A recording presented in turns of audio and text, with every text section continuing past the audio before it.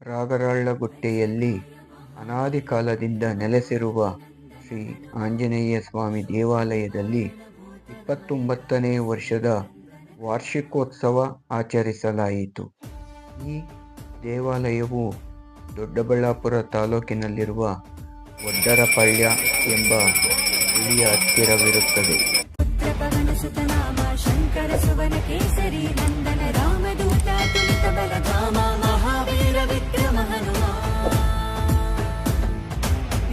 బంటువై వెలిగిన దేవా, అమ్మ చెరువులో వెలసిన దేవా, విజయ మార్గమున కిరటం నీవా.